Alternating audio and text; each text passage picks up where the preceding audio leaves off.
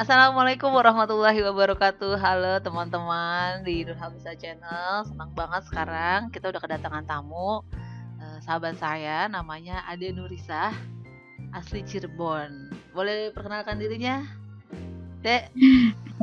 Assalamualaikum warahmatullahi wabarakatuh. Aduh, senang banget ini diajak Zoom sama Nurhablisya. Pokoknya ini deh, top of the top. Oh ya, perkenalkan ya, nama saya Nurisa, tapi itu Ade itu nama panggilan.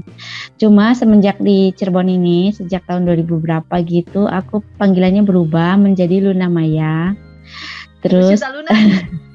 bukan Luna Maya. Luna Maya. Jangan tanya alasannya kenapa ya Oke. dipanggil Luna Maya. Katanya sih karena nggak mirip.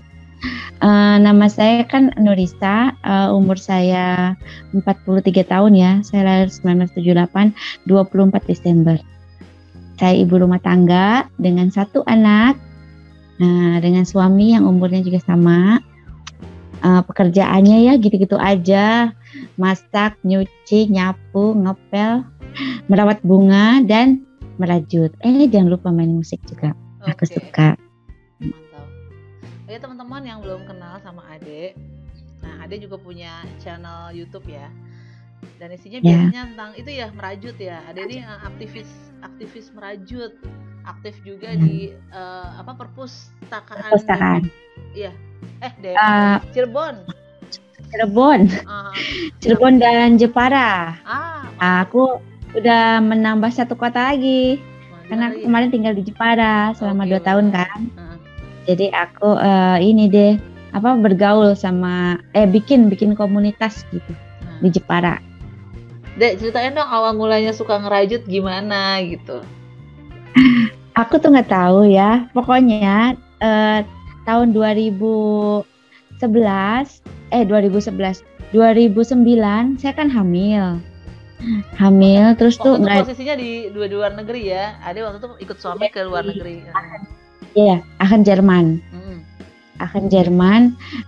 Dan saya punya tetangga waktu itu orang Prancis tapi kelahiran Maroko. Dan dia tuh lagi belajar merajut di YouTube. Terus aku tertarik, belajarlah sama tetangga. Jadi kita berdua ini saling menguntungkan ya. Dia bergaul dengan saya tuh untuk memperlancar bahasa Inggris dan aku memperlancar bahasa Jermannya gitu. Jadi kita inilah saling nguntungin. Sama-sama dia juga baru belajar bahasa Jerman juga. Karena awalnya dari Perancis kan dia. Terus tanpa sengaja kita ketemu di taman tuh dia lagi merajut gitu. Terus tuh jadi kebiasaan di sana itu kalau musim panas rugi kalau tinggal di rumah. Matahari bersinar itu harus dinikmati, harus keluar gitu.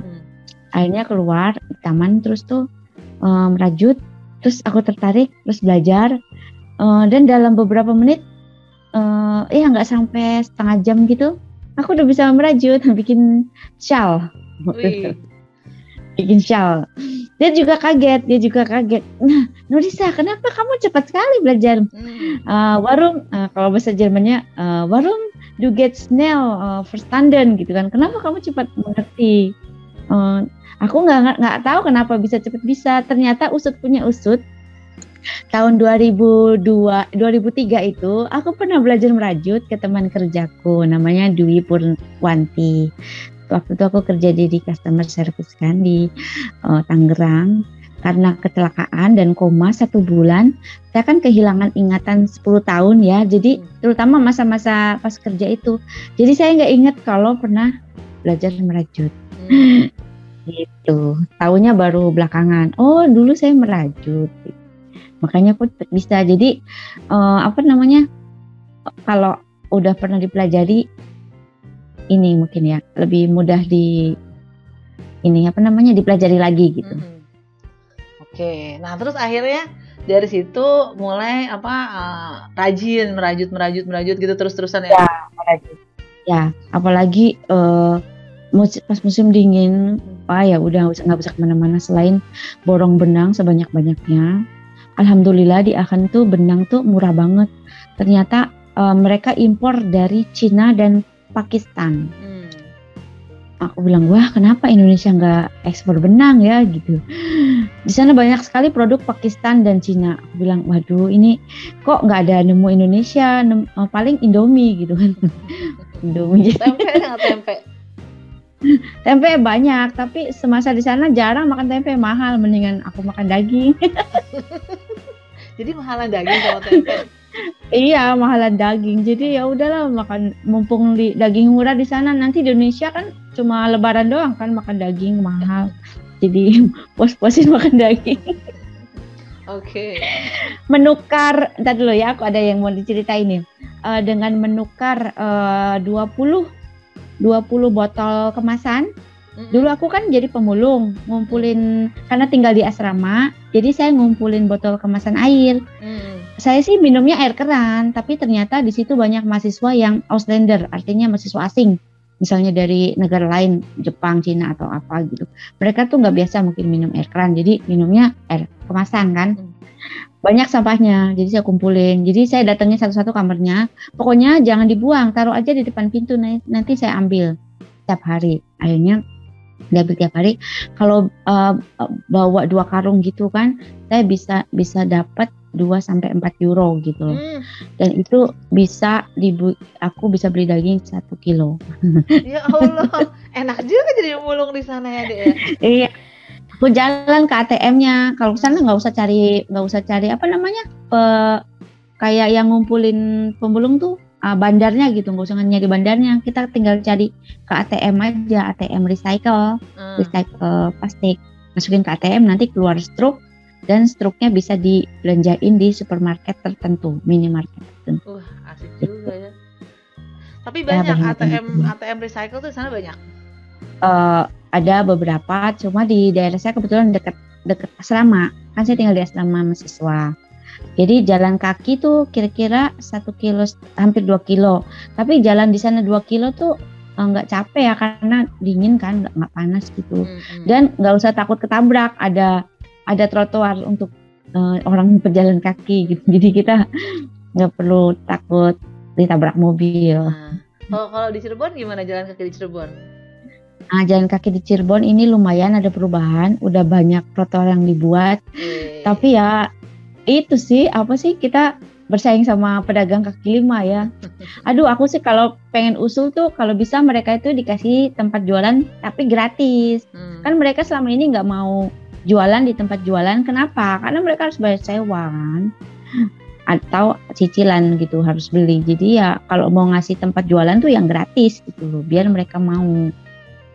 Kayak nggak jualan di trotoar. Oke, lanjut. Balik lagi ke rajutan. Nah, setelah dari situ belajar, seneng dari akhir, pulang ke Indonesia nih. Nah, di Indonesia masih berlanjut. Ya, 2011. Masih berlanjut. Sempat berhenti, tapi beberapa lama karena kangen gitu kan, pengen merajut lagi. Dan akhirnya kegiatannya berubah menjadi menulis buku. Tapi ternyata dari nulis buku itu, yang waktu itu memperkenalkan buku pertamanya di perpustakaan, tanpa sengaja malah ngobrol-ngobrol soal rajutan, dan akhirnya diminta sama pihak perpustakaan supaya memberi pelajaran keterampilan gitu ke ibu-ibu, supaya memeriahkan, supaya memperkenalkan perpustakaan gitu, mempopulerkan perpustakaan di kalangan masyarakat, ibu-ibu. Ya, ibu-ibu. Iya. Sekarang kayaknya udah ke situ ya arahnya. Berbagai perusahaan perpustakaan tuh bikin event, orang-orang diundang. Iya. Jadi acara sambil ntar baca buku gitu ya. Iya, betul, supaya tertarik kan membaca. Nah, di situ terus bener nih banyak yang datang. Banyak yang join. Awalnya itu nggak langsung, mungkin kan berjalan lambat informasinya ya, nggak banyak tahu, walaupun udah di share ke beberapa grup, nggak langsung banyak, malah pertemuan pertama itu cuma 2 orang, cuma 3 orang, waktu tuh pernah sama sekali nggak ada yang datang. Tapi ya pokoknya istiqomah aja lah, kita mah jangan terlalu kecewa dengan hasil gitu kan. Yang penting gini loh, bayangin aja kalau Tuhan lihat tuh dari atas gitu, ini anak keren, ini anak bagus nih, istiqomah, nggak putus asa. Nah, itu kan seneng gitu kan. Kira-kira inilah bikin Tuhan senyum gitulah. Maksudnya kalau ini nggak usah putus asa, biar aja. Aku juga nggak satu tempat sih, ada juga di tempat lain yang ngajakin. Misalnya di House of Mom ya. House of Mom itu tempat perkumpulan, tapi itu di kota Cirebon. Kalau ini perpustakaan Kabupaten Cirebon. Kalau House of Mom tuh bukan perpustakaan, komunitas kaum pedagang. Komunitasnya pedagang, cewek-cewek pedagang, ibu-ibu pedagang di kota Cirebon. Nah itu juga sama, yang datang 1212. Tapi ya alhamdulillah sekarang udah ratusan gitu kan. Dan senangnya itu mereka tuh itu bisa jadi sumber penghasilan. Setelah diajari merajut, bisa untuk berjualan atau menerima pesanan mereka. Itu yang bikin senang. Mantap. Jadi kalau misalnya boleh dibilang nih, Ade lumayan terkenal lah di kalangan ibu-ibu. Ya, alhamdulillah. Untungnya ibu-ibu itu walaupun udah bisa gitu, mereka tetap datang gitu. Karena senang merajut bersama itu menyenangkan ya, sambil ngobrol gitu kan. Malah yang udah mahir, mereka semakin mahir kan. Itu malah ikutan ngajarin. Jadi kita bukan kelas lagi, tapi seperti komunitas yang saling sharing, saling berbagi ilmu. Ada yang belum bisa ini, saling tukeran gitu. Ya komunitas aja, kumpulan. Mantap. Tapi dia ngomong-ngomong, ini terlalu kaku ya cara ngobrol ya. Soalnya teman-teman ada yang aku kenal nggak kayak begini nih. Ada yang aku kenal tuh rame banget. Apa udah berubah nih? Gue kan rame. Ini segini kan, soalnya aku malu ngobrol sama ibu dosen. Apa sih? Gue tuh biasanya nongkrong di warteg kan, ngobrol sama emang-emang gitu. Temen gue kan emang-emang kayak gitu. Ya biasa aja, maksudnya nggak usah aku dah ya lah. Gak pantas ya gue ya. Iya, gue dari tadi soalnya gue udah pakai brokat rajutan nih. Harus berkelas kan. Maksudnya jangan sampai gue omongannya cabul apa gimana. Astagfirullahaladzim. keluar ya. Aduh maaf ya Bu ya. Iya, supaya sesopan bajunya. Nah itu dia tuh, brokat rajut tuh yang dipakai ya di belakang. Iya, brokat rajut di belakang ini. Bisa lihat ya, jelas nggak? Ini adalah cover rajut. Jadi kita itu sebaiknya sofa tuh dikasih cover, karena biar nggak cepet kotor. Rambut kita kadang berminyak, ketombe segala macam gitu kan, atau dari luar. Jadi ini bisa dicuci. Kalau sofa kan agak susah ya nyucinya, maksudnya mahal gitu kalau mau manggil orang untuk nyuci sofa. Jadi sebaiknya kasih cover biar nggak cepet rusak dan cepet kotor sofanya, Bu. Jaga baik-baik. Jadi kalau punya sofa harus bertahan untuk diwariskan ke anak-anak, gitu, jangan sampai rusak. Nah gimana kalau suami, perlu nggak kita coverin juga? Iya, semua harus dikasih cover. Kita tuh nggak boleh terlalu terbuka. Oh ini ada tas aku juga di sini. Nah ini salah satu tas rajut saya. Ini dikasih ini kayu. Jadi aku ngebayanginnya kalau bisa jadi industri yang besar gitu ya. Kita jadi bisa membangkitkan bidang-bidang industri yang lain, misalnya industri kayu seperti ini, atau atau kayunya, atau penjahit atau atau kulit gitu. Jadi di Cirebon juga kan ada kerajinan kulit, penghasil kulit kan, kulit sapi di Pleret. Jadi kalau sampai kita itu bangga dengan produk handicraft ya, handmade gitu, itu akan melibatkan banyak rumah tangga gitu loh, banyak orang untuk cari duit. Daripada industri yang sifatnya massal dan pakai mesin gitu.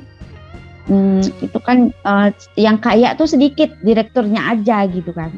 Tapi kalau handmade itu kan butuh tangan manusia, keahlian manusia. Jadi kita sama-sama makan gitulah, ibaratnya sama-sama bisa dapat penghasilan dari kerajinannya itu. Nah dari komunitasnya itu tuh yang udah dibina gitu ya di Cirebon, udah ada penghasilannya belum? Maksudnya udah ada pameran kayak atau apa? Ya, udah. Kita beberapa kali kalau pameran sering diajak karena terutama dari dinas perdagangan dan perindustrian gitu sering ngajakin kita komunitasnya ini untuk ikut pameran. Hmm. Ada di Jakarta atau Bandung dan kemarin di Cirebon, atau misalnya ada perayaan ulang tahun kota Cirebon kayak gitu, atau Kabupaten Cirebon kemarin juga diajak. Jadi ya ini bisa sekalian jualan di pameran itu dan memperkenalkan, terutama kalau saya misinya memperkenalkan komunitasnya itu supaya lebih banyak lagi orang yang bisa, orang yang tertarik untuk belajar merajut. Karena merajut itu kan menciptakan sesuatu ya. Aku tuh misinya dari awal berkeliaran kemana-mana mencari orang untuk diajari, itu misinya supaya semakin banyak orang yang suka kegiatan kreatif di negeri ini. Kreatif itu kan berarti create itu mencipta.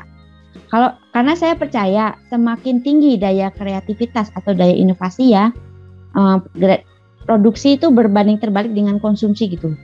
Jadi semakin tinggi produktivitas kita, nanti mudah-mudahan semakin rendah tingkat konsumerisme kita gitu loh. Karena senangnya bikin bukan beli gitu kan. Bangsa yang maju kan bangsa yang senangnya bikin ya, bukan senangnya ngimpor beli gitu. Nah sekarang kan udah banyak nih ikut orang-orang yang tergabung di komunitasnya. Nah ini ngejualnya gimana? Maksudnya apa animo masyarakat juga bagus gitu terhadap perajutan? Soalnya aku punya ipar juga ngerajut juga gitu. Ya. Animonya memang semakin lama semakin baik menurutku ya. Jadi dulu kan harganya sangat rendah. Bikinan tangan aja atau apa kok mahal gitu.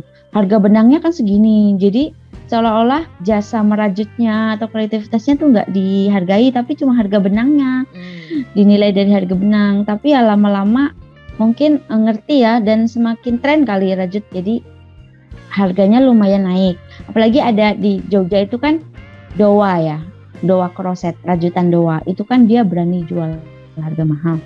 Jadi orang-orang jadi tahu bahwa handmade itu seharusnya mahal gitu kan. Seharusnya handmade itu bisa dihargai lebih dari buatan mesin kayak gitu. Ya tapi pelan-pelan, kita memang nggak bisa buru-buru semuanya sesuai dengan keinginan kita kok. Jadi ya biar aja mengalir, kita yang penting istiqomah berusaha aja. Tuh oke. Tuh bikin kardigan kayak gitu tuh berapa lama sih, Dek? Ya karena aku memang ibu rumah tangga aja, nggak ada kerjaan. Aku apalagi kalau semangat lagi buru-buru pengen dipakai gitu, misalnya kondangan atau apa, bisa seminggu aku jadi. Seminggu jadi misalnya kalau buru-buru. Tapi kalau nggak dikerjain ya memang lama. Tapi kalau lagi, makanya aku kalau mau ngerjain sesuatu tuh harus pengen banget dulu gitu. Aku pengen cepet dipakai nih. Jadi biar ada semangat. Kalau yang di Jepara juga sama caranya, masuknya ke apa perpustakaan dulu gitu. Iya, aku nggak tahu. Jadi aku ini aja ikutin waktu aku di Cirebon gimana sih. Aku coba di Jepara. Di Jepara dateng biasa bawa nyumbang buku gitu kan. Tradisi lah, maksudnya datang ke perpus, nyumbang buku, terus ngobrol sama pihak perpustakaannya, minta izin gimana gitu kalau saya bikin komunitas di sini untuk belajar merajut. Wah, mereka sambutannya luar biasa. Itu sangat welcome, sangat mendukung, luar biasa. Dan ternyata di sana itu lebih banyak dari Cirebon ya, peminat rajut tuh. Budaya merajut lebih kental, budaya merajut tuh. Jawa Tengah mungkin lebih dekat Jogja. Lebih dekat dari Jogja kali ya. Kan awalnya mungkin Indonesia di Jogja. Jadi begitu saya datang pertama kali itu kelas pertama ibaratnya, yang datang itu memenuhi ballroom itu, ruang perpusnya kan ada ballroomnya ya. Itu penuh. Saya terkejut. Loh kok begini ya, banyak banget. Jadi agak ngeri juga karena yang ngajarin cuma saya dan beberapa teman PLN. Ada 4 orang waktu itu. Jadi saya nyiapin pasukan kecil dulu. Karena saya tinggal di komplek perumahan PLN kan. Saya ajak ibu-ibunya untuk belajar majut, diajari dulu. Setelah udah ada pasukannya nih, ada 4 atau 5 orang yang bisa. Jadi kan bisa membantu aku ikut ngajarin kan di perpustakaan. Baru berani belajar. Karena sukses di perpustakaan, animonya besar dan ikut pameran segala macam. Akhirnya aku merambah ke tempat lain, yaitu adalah tempat narapidana perempuan Wah, di Jepara. keren dong. Iya, saya itu tanpa sengaja karena saya doyan makan rujak kan. Saya waktu siang tuh berhenti makan rujak di suatu tempat dan tanpa sadar ngelihat, oh ternyata ini tempat penjara gitu Iya, kan. tahanan gitu ya. Tahanan, rumah tahanan. Jadi tanpa sengaja ikut coba-coba aja masuk. Terus saya ngomong, Maksudnya langsung coba-coba bikin masalah biar iya. Coba-coba pengen ketemu sama ininya, rajanya. Apa sih pemilik penjaranya? Kepala gitu ya. Kepala lapas. Hari itu juga ternyata aku bisa langsung datang, bisa menemui dan sangat welcome, namanya Pak Solihin waktu itu ya. Pak Solihin. Langsung, ayo kapan mulai Bu? Besok ini nih. Waduh, itu luar biasa banget. Apa yang dibutuhkan Bu? Nanti saya persiapkan. Malah besoknya itu ada acara semacam penyambutan pembukaan acara kegiatan merajut. Ada wartawan. Aduh, saya kaget. Terus seluruh pegawai lapas di situ datang semua. Aduh, ternyata saya disuruh pidato. Iya, saya suruh pidato. Ya untung aku udah terbiasa kan jadi artis gitu, maksudnya selebriti gitu, udah biasa pidato mah. Luna Maya. Akhirnya ya udah aku pidato aja dengan tangan kosong, maksudnya. Dan ternyata lumayan kayak stand up comedian kali ya Allah, gergeran gitu. Pada ngetawain saya, padahal saya nggak ada bercandanya. Padahal gue nggak bercanda, pada ketawa semua. Tapi maaf ya, maksudnya nggak ada video atau foto karena di situ kan HP harus dikumpulin gitu. Kalau masuk kita nggak boleh bawa HP ke dalam ini, kecuali HP untuk kamera aja, itu pun di datanya dimatiin. Jadi nggak boleh ada komunikasi ya pas masuk. Dan ternyata di sana sambutannya, aduh, pokoknya bikin nangis lah aku. Pengalaman berkesan gitu. Selain di Sili Asih ya, di Cirebon. Mpok, lu tahu Sili Asih? Sili Asih itu tempat rehabilitasi perempuan tunasusila ya? Tunasusila. Oke. Terus di Cirebon juga. Di situ juga ngajar ngerajut. Ya, ngajar merajut. Dan karena waktu itu di situ belum ada sponsor. Kalau di Jepara kan ada sponsor dari PLN. Jadi PLN yang beliin benang gitu. Aku nggak keluar uang. Kalau di sana aku menggabungkan dua potensi. Yang di sana kan ada tenaga dan kreativitas di Sili Asih itu. Tapi nggak ada bahan. Akhirnya bahannya aku ambil dari Pasar Tegal Gubuk. Pasti tahu ya, Pasar Tegal Gubuk ada di Cirebon. Itu konveksi terbesar di se-Asia Tenggara. Pasar konveksi terbesar di Asia Tenggara. Nah, aku cari bahan bekas. Ternyata di sana kan ada industri konveksi. Mereka itu setiap minggu itu ada ratusan, ada kuintalan sisa potongan kaos itu loh, kok. Jadi kalau mau bikin celana atau kaos itu pasti ada potongannya kan, dan panjang-panjang gitu bermeter-meter. Nah, gue pikir itu aja yang dirajut, kan nggak mesti benang. Pakai limbah. Aku tanya, Pak, limbahnya diapain nih segini banyak, kuintal-kuintal sampai berton-ton gitu, dibakar. Waduh, dibakar. Bukan sayang lagi, ngerusak lingkungan. Kebayang dong asapnya hitam. Pantesan kalau lihat sini kok, lewat sini suka ada asap. Sayang banget. Jadi aku tiap waktu itu seminggu sekali ada pengrajin yang baik hati namanya Bang Ade. Itu yang sama mengumpulkan konveksi itu. Jadi saya tinggal bawa gitu loh. Tinggal bawa berkarung-karung gitu kan. Dan nggak selalu cepat habis karena orang Sili Asih itu penghuninya itu sangat kreatif dan mungkin waktu luangnya banyak gitu loh. Jadi dalam sehari mereka merajut bisa banyak. Itu dirajut menjadi kayak kasur Palembang gitu, dirajut jadi alas untuk alas karpet gitu ya, atau sejadah, atau bisa juga waktu itu keset, terus tempat-tempat cucian bekas itu kan ada yang basket keranjang kayak gitu loh. Dan ternyata mereka kecanduan, seneng banget merajut. Wah, itu juga berderai-derai air mata ya waktu berpisah dan bertemu. Pokoknya itu tuh pengalaman kehidupan yang aku sangat alhamdulillah banget Allah ngasih kesempatan buat bertemu dengan banyak orang yang pengalaman hidupnya tuh luar biasa semua gitu kan. Kita banyak belajar gitu. Aku jadi kan gak semua orang dapat kesempatan ini. Jadi aku menurutku bersyukur banget ya Allah, terima kasih gitu sudah diberi waktu dan kesempatan. Jadi bermanfaat ya deh ilmunya ya. Dan kita tuh jadinya bersyukur lah ke Allah tuh, pokoknya kita sering-sering banyak bersyukur karena banyak sekali orang yang gak beruntung gitu di dunia ini. Tapi jadi ya yang dari industri itu masih jalan nggak ke Silih? Nah, yang Silih Asih itu semuanya sekarang terhenti ya karena pandemi ya. Di Jepara juga sekarang online ketemuannya di lewat Zoom dan apa namanya video call gitu. Jadi kita saling bertemunya di WhatsApp group gitu ya. Kalau di Silih Asih saya terputus hubungannya ini, belum kesana lagi karena keburu pindah ke Jepara dan di-cut oleh pandemi gitu kan, sudah tidak ada lagi, nggak boleh ada acara kumpul-kumpul lagi gitu. Wah, tapi masih terhubung dengan mereka. Sebetulnya gini loh Dek, sebetulnya ya kalau dari bidang pendidikan itu kita juga ada kemungkinan buat kerjasama loh Dek. Jadi nanti senang banget bisa dapat kalau misalnya ngajuin proposal, terus proposalnya itu diterima, itu ada dana yang bisa dikucurkan pada komunitas, itu tuh ada loh caranya. Jadi kan lumayan ya bisa hidup juga gitu. Iya. Ntar kapan-kapan betul. Kita ngobrol lagi ya nanti di WA. Iya. Ya, kalau misalnya bisa diterusin.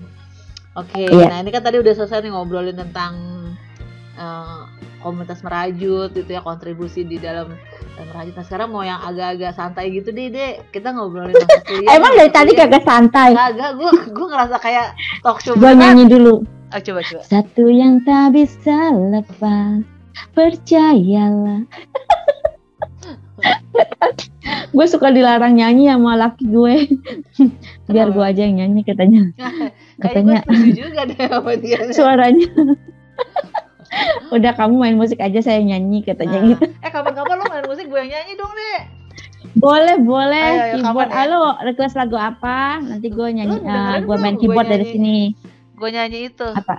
Kan gue suruh dengerin tuh yang apa tuh? Lu bisa nyanyi? Pemuda puja. Oh ya Allah, Tarling. Kayaknya zaman jebot banget lagunya. Zaman gue zaman dahulu kala.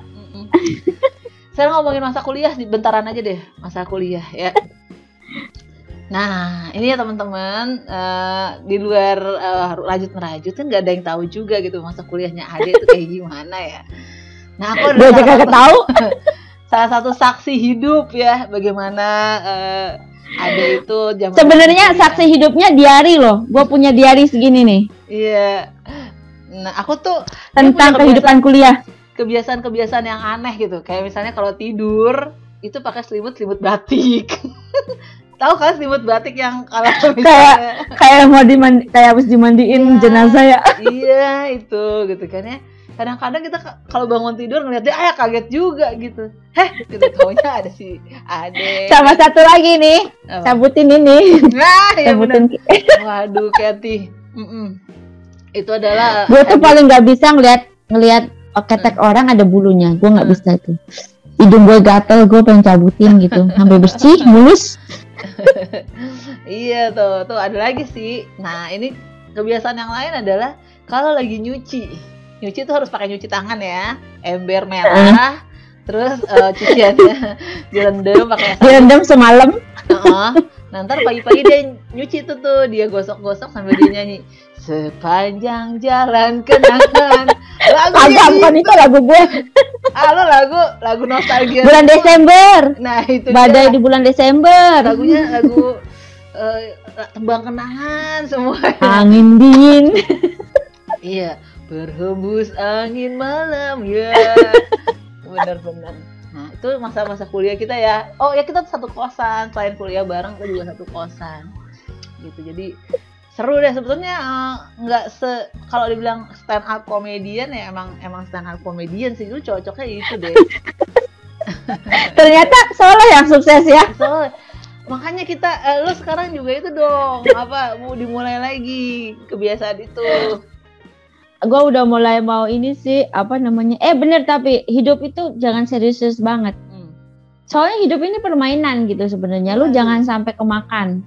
Jangan terlalu nganggap serius. Misalnya lu gagal atau lu nggak punya duit atau lu sakit, nggak usah terlalu anggap serius karena itu permainan. Sebenarnya Tuhan cuma mau nguji kebaikan hati lo gitu loh. Ini tuh permainan aja hidup nih. Jangan terlalu serius gitu. Iya, kita makanya ketawa-tawa dulu. Nah, ini deh masa-masa kuliah. Hal apa yang paling nggak bisa lo lupain? Hal sedih apa? Oh, sedih? Iya. Gue ada pengalaman sedih ya? Nggak ada ya? Oh, ntar dulu. Gue inget. Aduh, ada sih. Pernah nangis ya? Sakit gigi JB itu. JB. Kok kayak ini kumur air garam? Ternyata air garam tuh ternyata merontokkan gigi. Tapi kenangan yang paling diinget ya cuma satu-satunya pengalaman yang paling bikin gue takut waktu itu apa coba? Digerebek remaja masjid. Inget kagak? Ya Allah, satu jalan Sukawening pakai obor pas mati lampu. Semuanya kesannya kita ini cewek. Jadi gini, apa sih terwani gitu. Kita harus ceritain dulu masalahnya. Jadi itu kejadiannya mati lampu. Nah, mati lampu kan kalau di kamar aja kan garing ya gitu. Akhirnya iya, kita keluar dong main-main gitar. Dan apa yang gue waktu itu kita ngerayain apa lo inget gak? Nggak tahu. Hari jadian gue sama Sofyan. Oh iya. Gue tuh ditembak. Setelah gue ngejar cowok kan namanya Sofyan selama 7 tahun gue ngejar kagak dapet. Malam itu gue dapet tuh 17 Januari 2000. 17 Januari 2000. Jadi malam 18-nya kita pesta kan. Karena gue gak jomblo lagi gitu. Gue kan pengen latihan. Tapi Dek, ini gue mau masukin YouTube, Dek. Ayo udah gak apa-apa. Nah, gak apa-apa, itu kan tidak melanggar ini ya, HAM ya. Enggak lah. Nah, tapi ya jadi keadaannya tuh gitu, kita lagi malam-malam mati lampu daripada garing sendirian di kamar, di koridor doang, di koridor. Tapi apa dong? Karena rame banget. Cewek-cewek ngumpul gitar-gitaran itu lebih dahsyat daripada kerumunan. Dan tahu di depan kita kan kosan minta raga cowok semua. Mereka ikut bergabung, yang bikin tambah heboh lagi si Bayu. Akhirnya cowok-cowok pada gabung, tambah rame, cekakakan, ditambah energinya makin banyak kan. Akhirnya gara-gara makan Indomie. Makan Indomie terus nyanyi lagi. Ternyata kita nggak tahu ya di situ tuh ada pengajian, tapi karena mereka nggak pakai mic kan, mati lampu kan, nggak pakai halo-halo gitu, jadinya kan nggak kedengeran suaranya. Mereka ternyata lagi pengajian dan mereka tuh marah gitu loh, kok kita kafir banget begini. Didatangilah dengan obor yang banyak, sampai Mak Haji yang jual Indomie inget kagak? Sampai ketakutan, besok kan baru cerita, aduh mak teh ini banget katanya, takut banget mau ngasih tahu gimana katanya. Ini kalian digerebek. Dan lu yang duluan nitrit nggak, inget nggak sih manggil? Lu yang ngendap-ngendap orang kita pada menghadapi remaja-remaja masjid dengan bawa obornya, dan lu dengan gagah berani. Enggak, gua gagah berani. Lu tengkurap, terus lu merangkak kabur ke belakang. Enggak, gua tuh dari awal. Sekarang gua tanya ya. Si Dwi yang ngadepin tuh. Yang paling kenceng teriak-teriak siapa itu? Si Dewi lah, Dewi sama. Gue juga bingung, ini orang teriak-teriak nyanyi udah kayak rock and roll. Gue bilang ini gue juga sih. Gitar kemana, nyanyi kemana? Iya, ya namanya juga ya kenakalan masa remaja ya. Masa remaja. Nyanyi doang, nyanyi sekali-kali nyanyi digerebek. Digerebek remaja masjid. Pakai sarung pula, banyak banget, diceramahin lagi. Oh malam-malam ini kan malam Jumat, kenapa kalian ini. Ya maaf Pak, tidak akan diulangi lagi, punten. Kami tidak tahu Bapak lagi pengajian. Ya makanya jangan ribut, harusnya ngaji kalian ini. Kenapa nyanyi-nyanyi? Iya Pak. Ya benar juga sih. Tapi sekarang kita tuh bukan remaja padahal udah tua waktu itu ya. 20 tahun 20 masih ya. Aja pelokan. Bukannya ngaji. Enggak gini loh, enggak pernahnya kayak begitu, sekalinya nyanyi-nyanyi Gerebek itu, heran juga. Digerebek, iya makanya. Memang kayak gitu po ciri-ciri orang yang baik itu. Jadi kejahatan sekali itu langsung dicegah Kena sama batu Tuhan. ya. Lu jangan sampai kejahatan 2 kali gitu. Ibaratnya kalau maling, lu baru maling sekali udah langsung ketangkep gitu. Itu namanya orang baik. Jadi lu nggak ada kesempatan untuk maling yang kedua kali gitu kan. Harusnya kita bersyukur ya Dek ya. Ya makasih ya Pak. Syukur Pak RT. digerebek. Kalau nggak mungkin tiap hari kita gembrang-gembrong dulu. Kapan belajarnya gitu kan. Emang Ya. kagak pernah belajar sih. Tapi habis gitu ya, habis kejadian itu, Gue minum ya. habis kejadian itu akhirnya ya biasa lagi gitu, emang nggak pernah ada nyanyi-nyanyi lagi gitu. Ya udah tahu Iya. diri lah gitu ya, nggak boleh teriak-teriak kan namanya.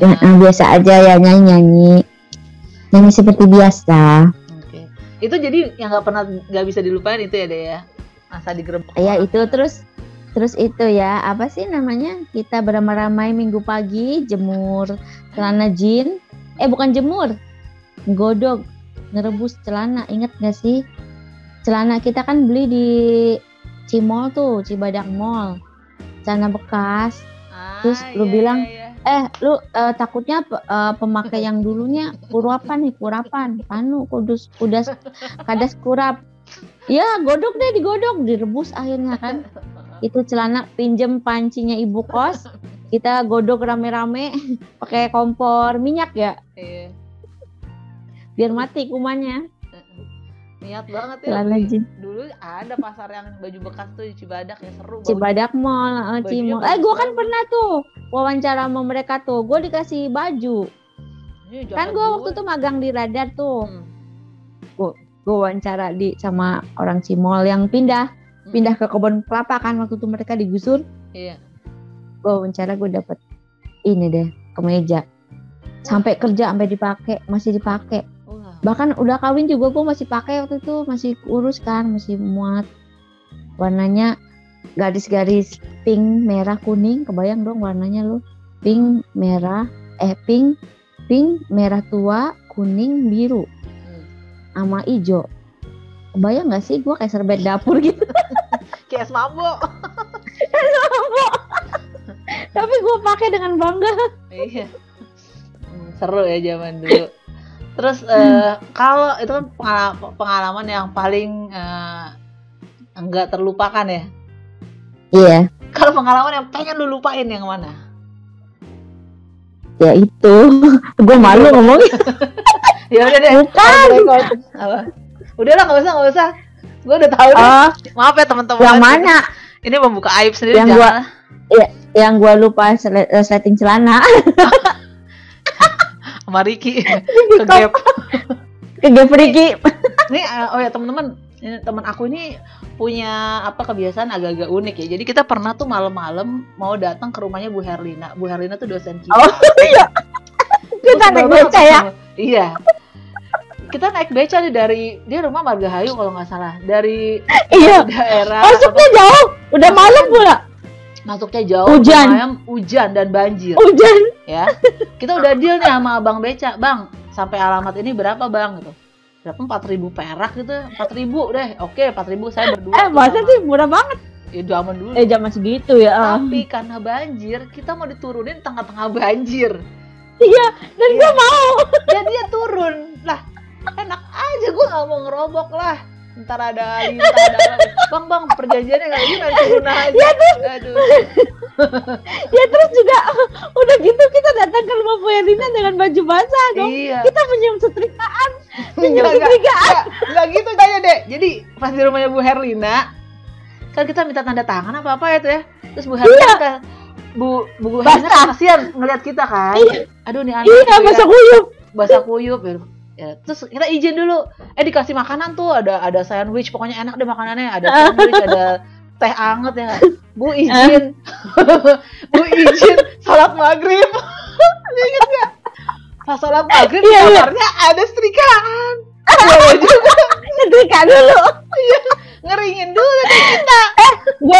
Gua punya dosa sama Bu Herlina. Dari kata Bu Herlina, udah gak usah disetrika lama, pakai aja baju ibu.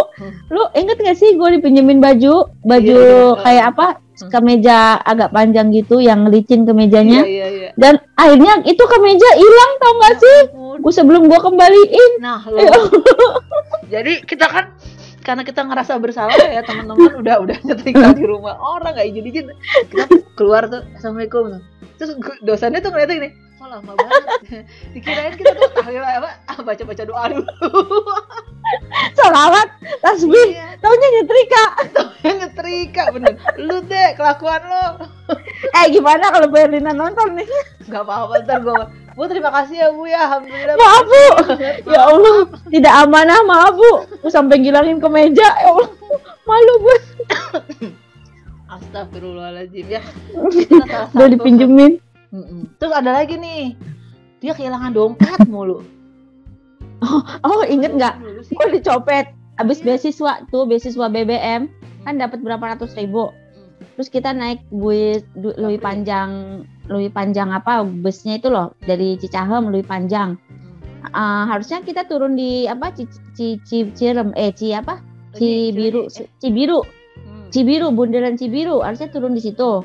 Tapi gue karena kehilangan dompet, gue kira gue masih bisa nemuin lagi di bis itu. Gue naik lagi bis itu yang kosong nggak ada penduduknya itu. Gue naikin, ternyata bis itu masuk ke pool bis. Lu tahu nggak sih? Gue sendirian sama kondektur. Gue takut diperkosa dong. Akhirnya gue lari, dikejar-kejar. Mau kemana? Dikejar-kejar. Akhirnya gue lari. Gue naik lagi bis selanjutnya tanpa membawa uang. Dan akhirnya balik lagi, ternyata so sweet, gue pengen nangis jadinya. Kalian masih ada di Cibiru nungguin gue. Dewi, Dwi, Japi itu masih nungguin. Habis gue khawatir, lu mah gila katanya. Enggak, lo tuh suka mengambil keputusan mendadak gitu ya, nggak disangka-sangka impulsif gitu. Iya. Nggak mikir gitu, gue kalau ngambil keputusan nggak mikir panjang gitu kan, impulsif banget. Udah mau sore-sore. Gue 2 kali dicopet kan, itu semuanya beasiswa BBM. Emang kali bukan jatah gue ya, beasiswa BBM tuh. Yang pertama di situ, yang kedua di angkot Ciroyom.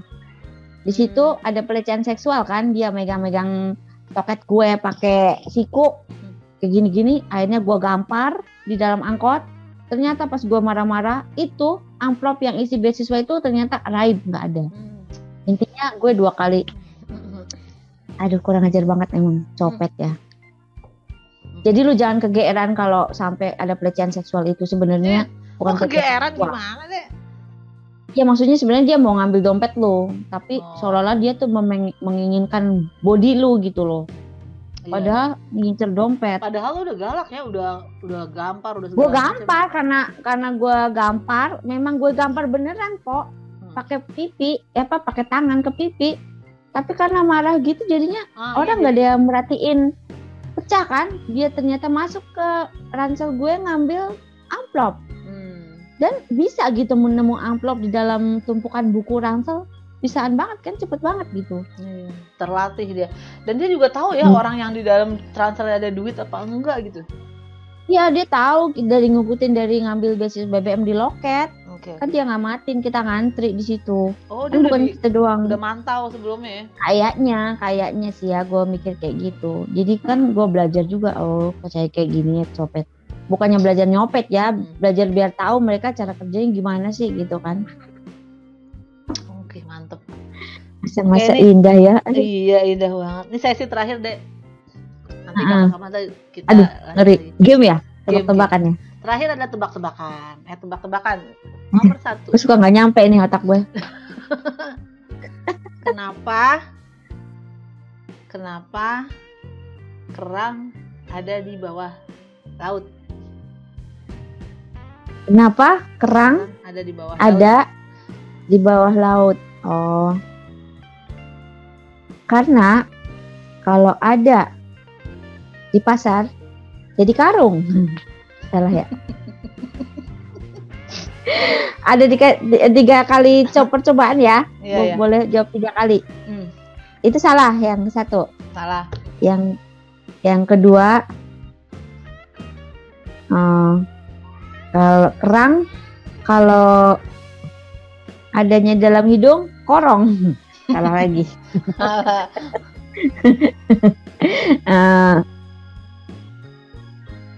Kalau adanya di atas meja makan jadinya kurang. Dikit lagi deh, tapi salah. Oh masih salah. Oh ya. Tapi Oke, apalah? udah logika aja berpikirnya sama. Udah oke. Kalau di atas laut namanya kering. Gue juga tadinya mau itu. Oke, satu lagi. Tukang apa yang suka menghayal? Tukang apa yang suka menghayal?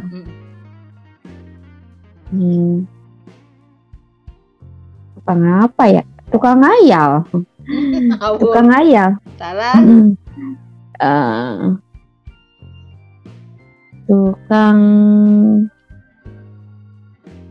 Tukang apa ya?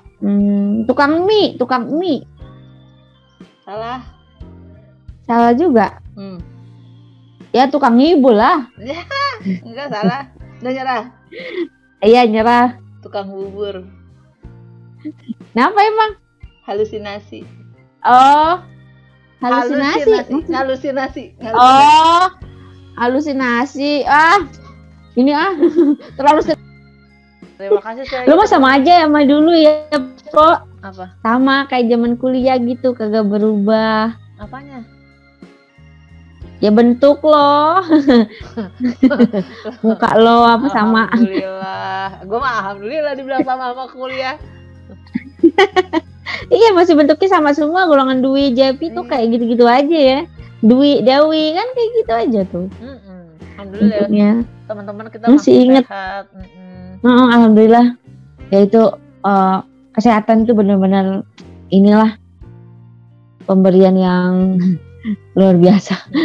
Sekarang tuh kita baru ngerasain, aduh ini betapa berharganya kesehatan. Alhamdulillah, pokoknya nggak berhenti deh kita ngucap syukur ya. Ya sutra, terima kasih banyak Ade. Ntar kapan-kapan gue. Sami-sami. Kita kalau bisa bikin podcast yang kita ngebahas apa gitu, tapi serius-serius santai gitu, seru deh. Iya. Maksudnya kita boleh bercanda tapi di koridornya aja gitu kan, nggak melebar kemana-mana. Kasih topik yang ini deh, apa sih yang seru-seru gitu ya. Iya, kita pikirin ya ke depannya gimana ya. Gue lagi senang ini soalnya tentang kosmologi, tapi kayaknya ini ya minatnya sedikit gitu ya tentang itu, jadi ya apa aja deh, terserah aja. Iya. Nanti kita bahas yang asik seru gitu ya, kayak gimana. Oke deh, makasih banyak ya. Salamnya buat Pian, buat Valia. Iya. Sama-sama, salam juga buat Farzan, buat siapa yang kedua? Haki. Farzan, Haki, sama ini Papa, Mama, Mam. Si kembar siapa? Kembar Mia. Mudah-mudahan orang tuanya Pian lekas sehat ya. Amin. Alhamdulillah, semoga amin, ya Allah. Terima kasih, Ade. Sampai jumpa. Warahmatullahi wabarakatuh. Waalaikumsalam warahmatullahi wabarakatuh. Mwah. Jangan lupa tag gue kalau ini ya, share ya. Oke, siap. Thank you. Assalamualaikum. Assalamualaikum. Waalaikumsalam warahmatullahi.